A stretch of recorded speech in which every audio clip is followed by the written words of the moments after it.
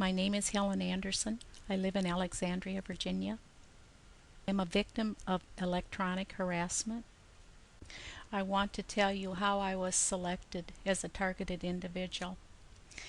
My uncle, Colonel Benjamin Leach, USAF, was stationed in San Antonio, Texas at the time the Nazi scientists were brought to the U.S. by President Harry F.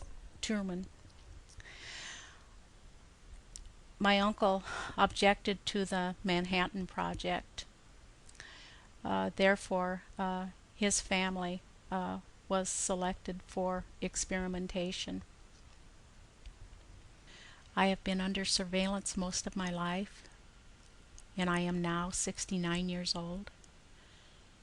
I am being tortured with electromagnetic weapons. I am being physically burned and shocked. I am tormented and abused every day. I am being physically tortured. They are trying to talk me into committing suicide. I suffer from defamation of character. They have driven me out of my place of employment. My children and grandchildren are abused by electronic surveillance and have been used for experimentation.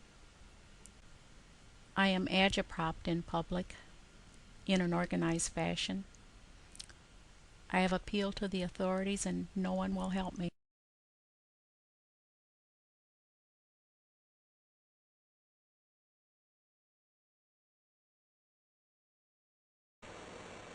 Hello, my name is John Mecca. And I'm Deborah Lamb. What you're about to hear is true. This is the most important information you will hear in your lifetime. It's about the most dangerous situation ever to occur in our nation, and in fact the world. Please, pay attention to this information. Your lives may depend upon your taking action.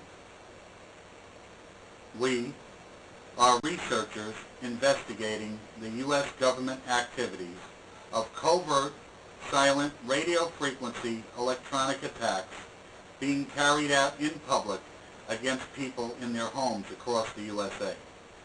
For those of you who don't know about such things, we will attempt to bring you up to speed regarding this new atrocity. 7 years of research has uncovered scientific evidence that proves Americans are being experimented on today in what can be qualified as termination activities, as a worst-case definition, and at best as a life-threatening activity. It clearly shows electrical current in the citizens tested at just under levels that cause death from heart attack. The levels were compared to safety level tables appearing on websites of the Center for Disease Control, that's the CDC, and NIOSH, being OSHA's parent agency. Ladies and gentlemen, people are being murdered in their own homes, right under your very noses covertly. What is at stake is the nation's future. If these activities of a government wilding on its people is not opposed, the very fabric of freedom of any sort is only a sham, and freedom is lost. These devices not only affect the health of an individual, but as you will learn also affects the mind.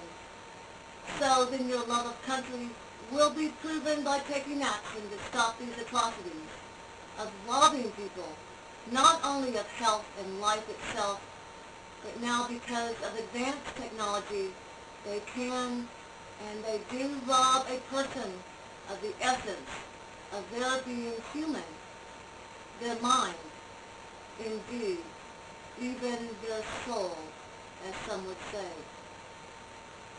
Those agencies of the U.S. government carrying out torture murder of its citizens are well insulated by multi-tiered layers of government bureaucratic protections by secret laws and secret policy originating from such legislation as Title 50, War and National Defense, Subpart 1520A, where, for example, law enforcement can use any Defense Department technology on the public in their jurisdiction just by sending a note to Congress.